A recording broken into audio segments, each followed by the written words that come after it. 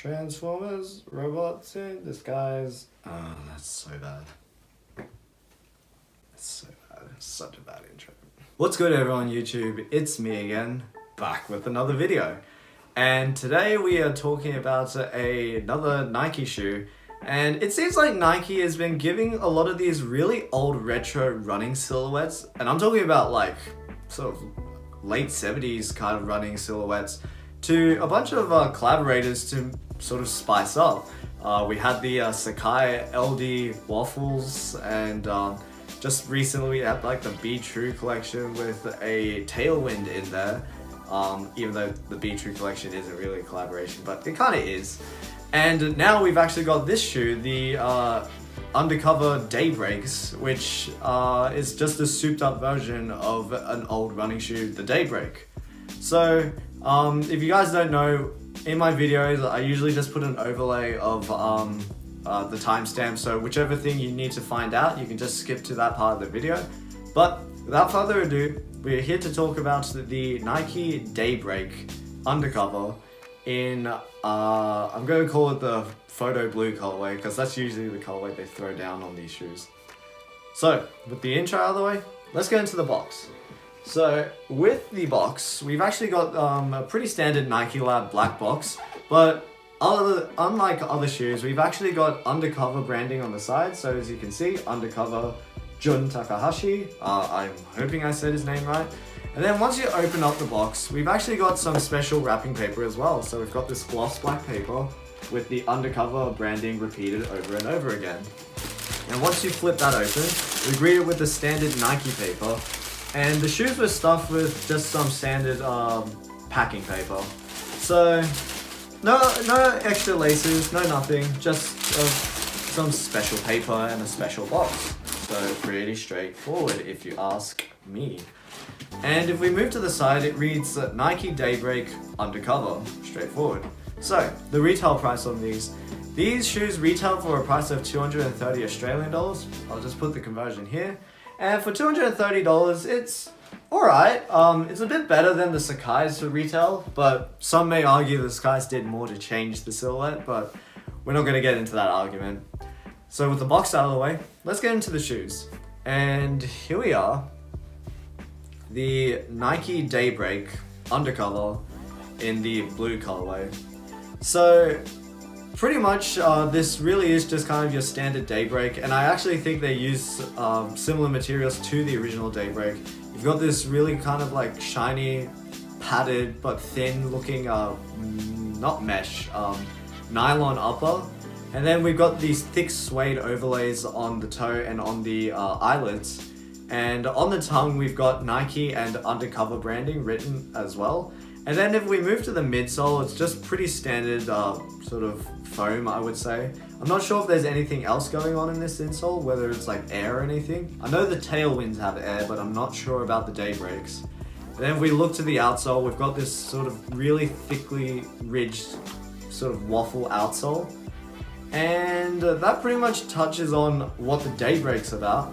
Now in terms of like undercover details, kind of like the last video when I talked about the Vomero 5s, the Cold War versions, Undercover has done most of the interesting stuff at the back of the shoe. So as you probably noticed, we've got this huge plastic piece that kind of looks like a Transformers faceplate or ear or something like that. It's got these sort of nice ridges and shapes to it. And it actually is quite stiff. I was kind of surprised by that. I thought it'd be a little more rubberized. And sitting in between the Transformers wings, we've actually got this very thick suede, super hairy suede on the inside. On the black version it's black and I feel like it won't get as dirty, but I kind of like the contrast on this pair. And then on the back we've actually got the Undercover U logo. And then on the midsole printed, we've got Undercover and Jun Takahashi written again. So that pretty much covers the main features and cushioning of this shoe. Now in terms of sizing, I bought these in my true to size, and I would say like they maybe fit the tiniest bit long, but I would also argue that the shoe is quite narrow, so I would personally just say stick true to size with this shoe. So I'm usually a US 9.5, I bought these in a 9.5 and they fit me alright. Now in terms of comfort, Despite the fact that this is a really old running silhouette, it's actually not that uncomfortable. The midsole actually compresses quite nicely. I'm not sure what kind of technology is going on in here. I may just put it in an overlay or something like that. But the midsole actually compresses quite nicely, and the upper is pretty minimal, so you can't really feel any sort of like restriction or anything. It's still fairly breathable. Not as breathable as, say, like the Sacai Waffles, but still a pretty breathable shoe. And honestly, the overlays and the additions that Undercover made really don't get in the way of the shoes. So like this back piece doesn't really do anything. So I would just say overall it just feels like a Nike Daybreak, and it feels alright. Now I'll get into the part of the video where I talk about my opinions on this shoe. Now, I know it seemed like, at least at the line I was waiting at, most people just went for the black pair, and I can understand that. The black pair is definitely kind of the more sort of stealthy look with the sort of big piece at the back. But blue is one of my favorite colors, and I thought this blue color looked really nice.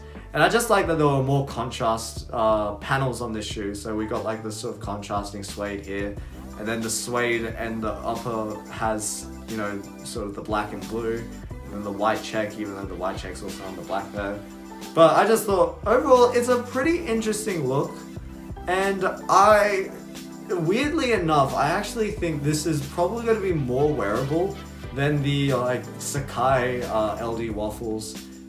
Even though it's got this huge Transformers piece at the back, it actually doesn't do too much in terms of like crazy colors or multiple overlays. And I feel like this could fit in with I wouldn't say a completely regular wardrobe, but if you are someone who wears slightly more eccentric things than the average person, I feel like you could get away wearing this.